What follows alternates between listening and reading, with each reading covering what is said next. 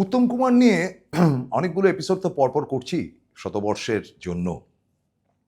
তাই চেনা চিত্র অজানা গল্পতে আজকে যেটা ধরতে চাইছি, প্রবাসী নায়িকাদের সঙ্গে, অর্থাৎ মুম্বাই অধিবাসী নায়িকাদের সঙ্গে উত্তম কুমারের ছবির কথা। দেখুন, প্রবাসী অভিনেত্রী যারা ছিলেন তাদের মধ্যে অনেকেই তো একসময় বাংলাতেই শুরু করেছিলেন তাদের জীবন। যেমন তিনজনের কথা তো এই মুহূর্তে মনে পড়ছে: শর্মিলা ঠাকুর, জয়া বচ্চন, মৌসুমী চ্যাটার্জি। জয়া বচ্চনেরও প্রথম ছবি সত্যজিৎ রায়ের মহানগর। শর্মিলা ঠাকুরের প্রথম ছবি, সেটাও সত্যজিৎ রায়ের অপুর সংসার, তারপরেই দেবী। এবং মৌসুমীর অবশ্য সত্যজিৎ কানেকশন না থাকলেও মৌসুমীর শুরুটা কিন্তু তরুণ মজুমদারের ছবি দিয়ে হয়েছিল। কিন্তু পরবর্তী অধ্যায় এরা তিনজনই এস্টাবলিশড এবং যথেষ্ট নামধাম করেছিলেন মুম্বাইতে। তো এই যে তিনজন অভিনেত্রী, এদের মধ্যে বোধহয় সবচাইতে বেশি উত্তম কুমার ছবি করেছিলেন শর্মিলা ঠাকুরের সঙ্গে। অল্প বয়সে সাদা কালো ছবিও করেছেন যেমন, তেমন কালার ছবিও করেছেন, তবে অনেকটা গ্যাপে গ্যাপে। মানে প্রথম যে ছবিটি করেছেন তার বহুদিন বাদে, শেষ অঙ্ক করেছিলেন তার বহুদিন বাদে পরের ছবিটি করেছিলেন। এবং উত্তম কুমারের নিজের প্রোডাকশনেরও একটি ছবিতে শর্মিলা ছিলেন। মুশকিল যেটা হচ্ছে যে শর্মিলা ঠাকুর অনেক বেশি কমফোর্টেবল ছিলেন কিন্তু সৌমিত্র চট্টোপাধ্যায়ের সঙ্গে। সেটা কেন, সেটা পরে বলছি। এখন শর্মিলা ঠাকুর ঠিকই উত্তম কুমারের সঙ্গে অভিনয় করেছেন, এমনকি উত্তম কুমারের সঙ্গে নায়ক ছবিতে করেছেন যেটা সত্যজিৎ রায়ের পরিচালনা। হলে কি হবে, শর্মিলা ঠাকুর এবং উত্তম কুমারকে ম্যাচ করতো না। অন্তত অমানুষ এবং আনন্দ আশ্রমের আগে অবধি তো ম্যাচ করেইনি। যথেষ্ট বয়স্ক মনে হতো উত্তম কুমারকে। এবং শর্মিলা ঠাকুরের খুব ভালো অভিনয় তাতে বেরিয়েছিল তা না। যেমন নায়ক ছবিতে তো কে ভালো কে মন্দের প্রশ্ন নেই। উত্তম কুমার মানে অসাধারণ ছিল। সত্যজিৎ রায় বলেছিলেন যে আমার ভুল হতে পারে নায়ক করতে গিয়ে, কিন্তু উত্তমের কোনো ভুল ছিল না। কিন্তু শর্মিলা ঠাকুর কিন্তু পরে নায়কে উত্তম কুমারের অভিনয়ের জায়গাতে অনেকটাই কিন্তু সমালোচনা করেছিলেন।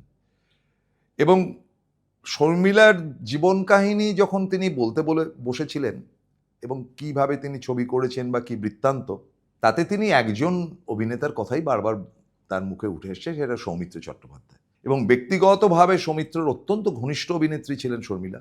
এবং হ্যাঁ, ঠিকই যে পাতাউদি, টাইগার পাতাউদির সঙ্গে তার বিয়ে হলো। সৌমিত্র চট্টোপাধ্যায় যখনই মুম্বাইতে বা দিল্লিতে যেতেন তখন কিন্তু তাদের অতিথি হয়ে থাকতেন। ফলে তাদের মানে বেশ গভীর তাদের রিলেশন বা বন্ধুত্ব ছিল কিন্তু। এবং পাতাউদির মৃত্যুর পরেও শর্মিলা ঠাকুরের সঙ্গে কিন্তু সৌমিত্রর যোগাযোগ ছিল, এই সেদিনকে অবধি।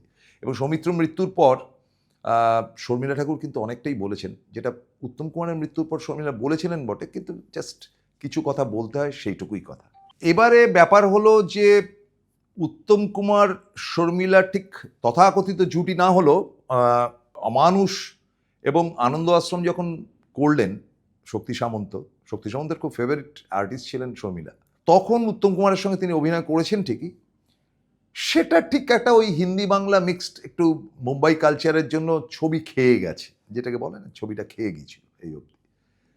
কিন্তু তার মানে এই নয় যে শর্মিলা এবং উত্তম খুব মিক্স অ্যান্ড ম্যাচ অ্যাক্টর ছিলেন।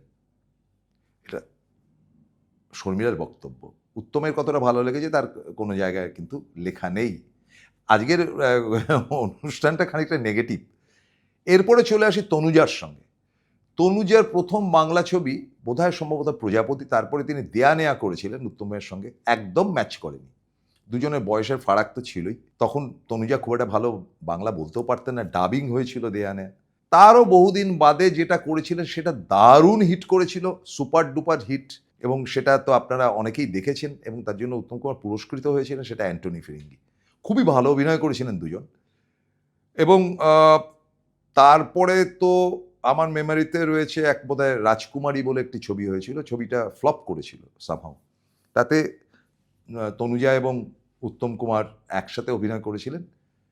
গানগুলো খুব সুপার ডুপার হিট ছিল। তনুজা তার ব্যক্তিগত জীবনে উত্তম কুমার সম্বন্ধে সামান্য কথাই বলেছেন যে উত্তম বাবু খুব লম্বা, আমার থেকেও অনেকটা লম্বা, তার এই বুকের কাছটাতে আমি এই জায়গায় পৌঁছেছিলাম, ভালো অভিনেতা ছিলেন, দ্যাটস অল। এই তনুজার সঙ্গেও কিন্তু সৌমিত্র চট্টোপাধ্যায়ের অসম্ভব ভালো সম্পর্ক ছিল, দারুণ সম্পর্ক। মানে কি বলা যায়, তনুজার সঙ্গে তো অসংখ্য ছবি করেছেন সৌমিত্র। তনুজার মানে হিন্দি বাংলা মিলিয়ে তার মোস্ট ফেভারিট অ্যাক্টর ছিলেন সৌমিত্র। মানে এই জায়গাগুলো খুব নেগেটিভ হয়েছে আর কি। তিনি সৌমিত্রর সঙ্গে অভিনয় করতে খুশি হয়েছেন। সৌমিত্র তার ব্যক্তিগত বন্ধু এমনটাও বলেছেন, এবং তাদের সম্পর্কটা ওই শর্মিলার মতনই বেশ খানিকটা গভীর ছিল। রইল মৌসুমী চ্যাটার্জি। মৌসুমী চ্যাটার্জির সঙ্গে উত্তম কুমারকে ম্যাচ করার কোনো সম্পর্ক নেই, থাকা উচিত না। তার কারণটা হচ্ছে যে অনেকটাই ছোট মৌসুমী অবশ্য সৌমিত্রর সঙ্গে ছবি করেছেন, ছবি হিটও করেছে, কিন্তু উত্তমবাবুর সঙ্গে বোধহয় যতটুকু মনে পড়ছে একটি ছবি, উত্তমের একেবারে শেষ ছবিটি করেছিলেন মৌসুমী, তাতে উত্তম কুমারের বিপরীতে নায়িকার চরিত্রে তিনি ছিলেন না। সেটা একটা মানে গ্রামের মেয়ে, তাকে মানুষ করে শহরে মেয়ে বানাবেন উত্তম, এই অবধি অনেকটা যেন বরদাদার মতন একটা ব্যাপার ট্যাপার ছিল, তুই তুকারির সম্পর্ক, ম্যাচ করতো না দুজনকে। এবং মৌসুমীরও কোনো ব্যক্তিগত জায়গাতে তিনি কিন্তু ইয়ের নাম বলেননি, উত্তমের নাম বলেননি। জয়া ভাদুরী বা জয়া বচ্চন অত্যন্ত নাকুচু মহিলা। তিনি ইনফ্যাক্ট সৌমিত্র চট্টোপাধ্যায়ের সঙ্গে কিন্তু কোনো অভিনয় করেননি। তিনি উত্তমের সঙ্গে একটি ছবি করেছেন এবং সেই ছবিটি যথেষ্ট হিট করেছে, ধন্যী মেয়ে। কিন্তু উত্তমের ঠিক বিপরীতে নায়িকা হিসেবে ছিলেন সাবিত্রী চট্টোপাধ্যায়। সেখানে মূল চরিত্রই ছিল কিন্তু ধন্যী মেম বলতে যেটা বোঝায় সেটা জয়া বচ্চন। উত্তম কুমার তার ভাসুর ছিলেন। কিন্তু জয়া বচ্চন বাংলা ছবির ব্যাপারে যত বলেছেন তার মধ্যে কিন্তু সত্যজিৎ রায় ছাড়া খুব একটা কারুর কথা বলেননি। ন্যাচারালি তিনি বম্বেতেই চিরকাল ছিলেন, বাংলা ছবি আর কটা করেছেন এই অবধি। এই চার মুম্বাইবাসী বাঙালির মুখে উত্তমের প্রশস্তি, মানে তার প্রশংসা ইত্যাদি কোনো কালে কস্মিন কালেও শোনা যায়নি।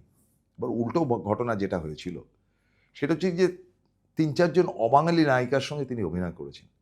বৈজয়ন্তী মালা, ছোটি সি মুলাকাত, ছবিটা ফ্লপ করেছিল, উত্তমের অনেক পয়সা নষ্ট হয়েছিল, কিন্তু বৈজয়ন্তী মালা তপন সিনহার একটি ছবি করতে এসে, হাটে বাজারে ছবি করতে এসে তিনি বলেছিলেন যে উত্তমের সঙ্গে আমি একটা ছবি করেছি, ছবিটা করতে গিয়ে উত্তম কুমার খুব ভালো অভিনেতা সেটা আমি রিয়েলাইজ করি। তখন একেবারে টপে 1 নম্বর 2 নম্বরে বৈজয়ন্তীমালা ঘুরে বেড়াচ্ছেন।